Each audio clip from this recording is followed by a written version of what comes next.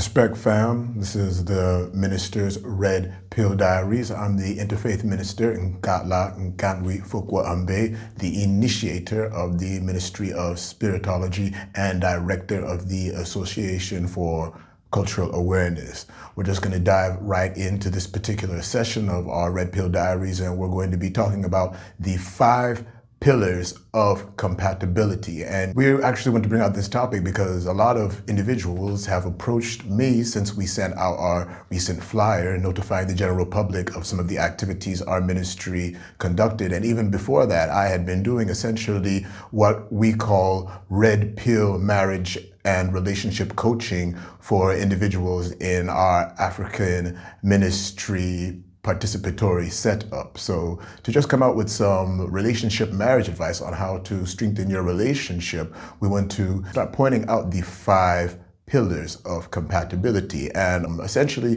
this is in an African context. So if you are maybe coming from a Western background, you might look at the perspective of thought to be, well, some people might say it's biased, but in the African context of reality, we African men and African women also are very aware that it is the African man who pays dowry and generally is given the traditional right of way to initiate relationships.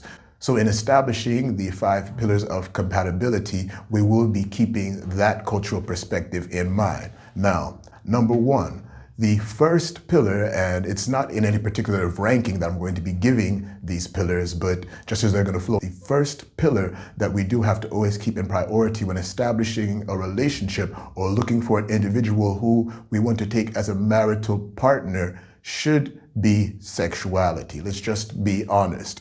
Physical attraction is generally what draws 2 human beings, a male and a female, together. Now, if you're going to establish a relationship on the other pillars without looking at your sexuality first, that is going to be up to you. But generally, the person you're going to have a relationship with, the person who you're going to actually get married to, is someone who you're going to be seeing every single day. If you do get married to them, you're going to wake up to them every single day.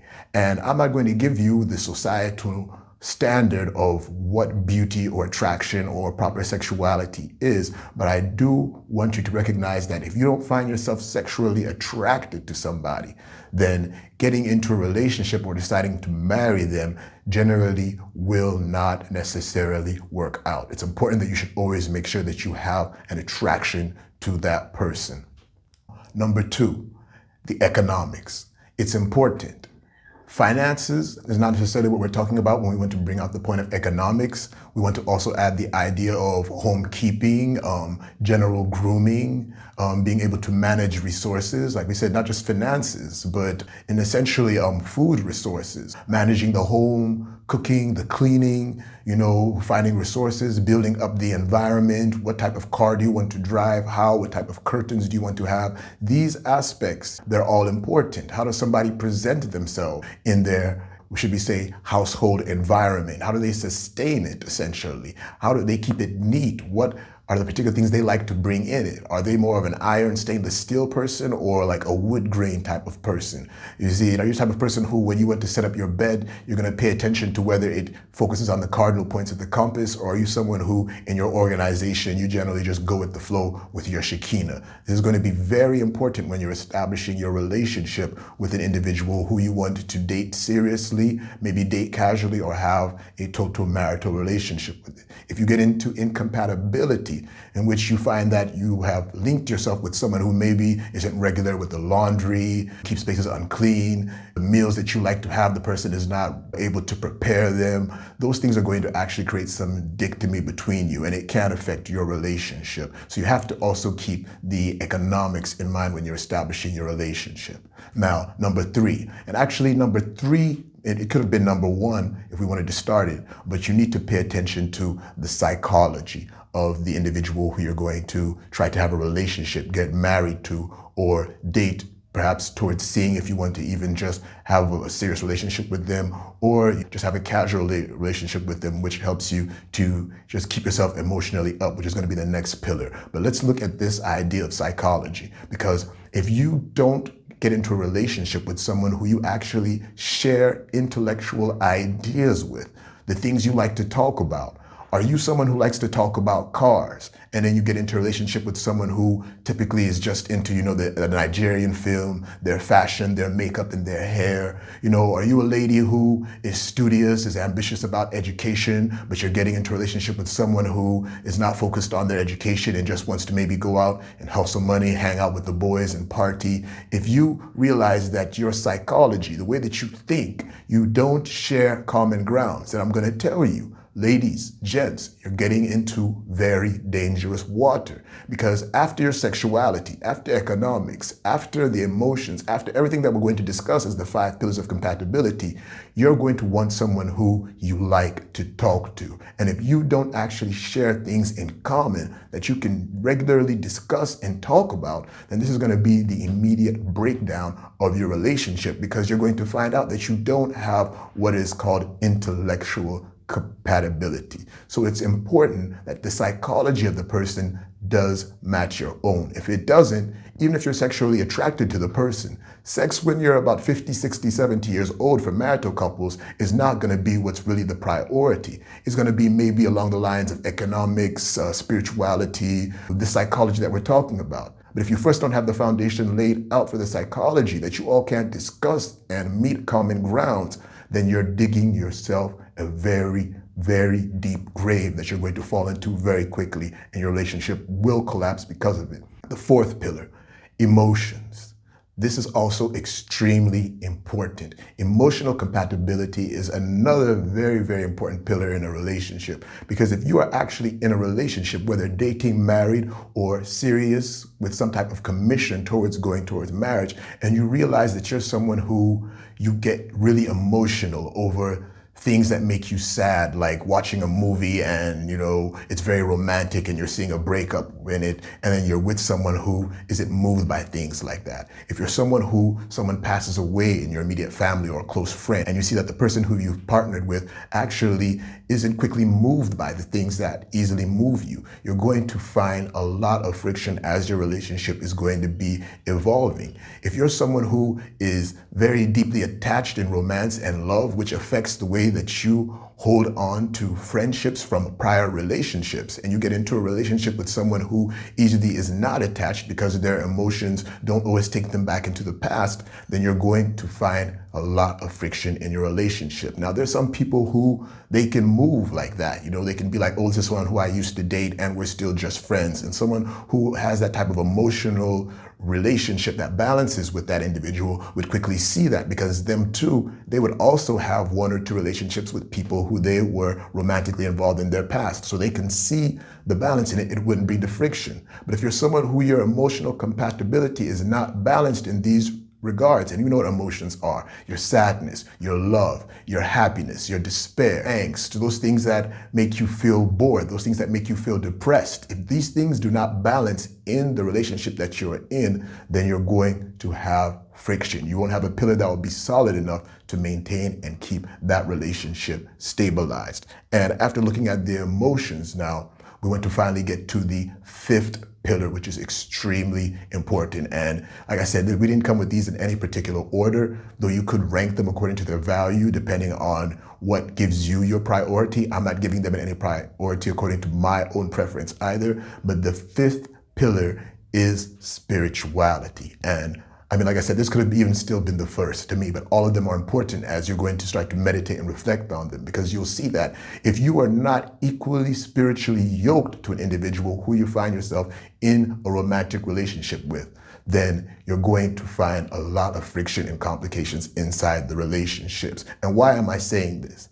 Because automatically when we're born, we have particular religious backgrounds that we are born into. In the African context, some people are Islamic, some people are Christian, some people are of the African traditionalist. Then we have other different religions, Baha'i, that have come into the continent. The Jewish faith is also there. You've got Rastafarians, and then even the various denominations under these religions. I mean, like Christians, you have Roman Catholics, you have Protestants. In the Protestants, you have Jehovah's Witnesses, you have the Baptists, the Presbyterians, you have Seventh-day Adventists, you have all these different groups. If you find yourself unequally spiritually yoked with an individual who you are romantically involved with, you're going to have complications in that relationship, because your religion, it deals with your soul. Your spiritual orientation deals with the way that you perceive reality and give your type of cosmological definition of why things are happening. Now, if you're in a relationship, let's say, with someone who is of the born-again Christian category, the Pentecostals, and they like to attach a lot of superstitious reasons to occurrences in their life, then you're going to find out that if you were, let's say, someone who is Rastafarian or Islamic, who is more rational in your perception of looking at things scientifically, you're going to look at this person at times as being childish to you. You might even reason them to be intellectually inferior or emotionally unstable. So you start to see that all of these pillars, they actually do have a genuine link to each other. But when you're not spiritually compatible with someone, when you don't have that equality in your spiritual orientation and outlook at life, then you're going to have a lot of conflict, because the way that you interpret reality is not going to be the same way that the other person interprets reality. And when you start to have children now, when you want to start planning how to use your finances, when you want to even plan your future, when you're considering how, let's say, if it's in a marital context, that you're going to be married to this person as they do sign the marital contract till death do us part. If you're a Muslim now and you've married a Christian, when you're going to pass away, what are going to be the particular funeral rites which will be used and observed to lay that individual to rest? You're automatically seeing there's going to be conflict that's going to actually now emerge from this incompatibility.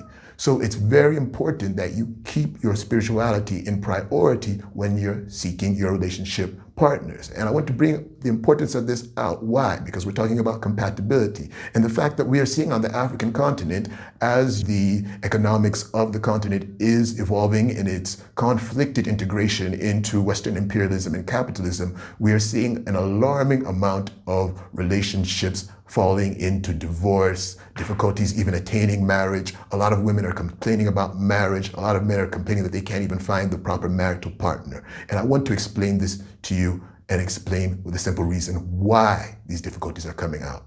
The compatibility. Your relationship, your marriage, your dating, your love, your romance is going to fail at the level of selection based on compatibility. So if you do not select the right person, you have already failed in the relationship that you have.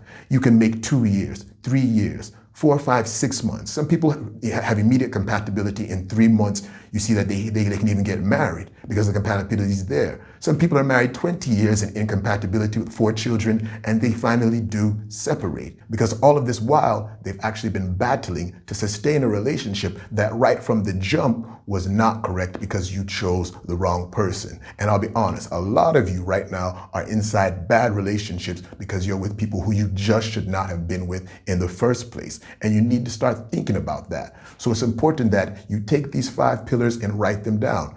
Are you first spiritually compatible with the individual? Are you economically compatible with the individual? Are you psychologically compatible with the individual? Are you emotionally compatible with the individual? And finally, are you sexually compatible with the individual who you have taken into your life and decided that you want to see them in the light of feasibility of being a proper marriage partner for you, or a long-term relationship individual that you like to be with? When you put these 5 pillars down and you're dating them, when you're going out with them and you're discussing, even on your first date, you would find a way to ask questions to this individual to see if they rhyme with your reason and 5 compatible pillars. And if they don't have that compatibility, if they don't fit with your pillars, then I'm going to advise you, just don't let the relationship go further. Don't take it to the point where you can just think that you're managing and making it work because maybe their economics is down. You're girls with a guy who she's like, he's got money and he's got it made. His economics is good, but she's not psychologically linked to him. She's not emotionally compatible.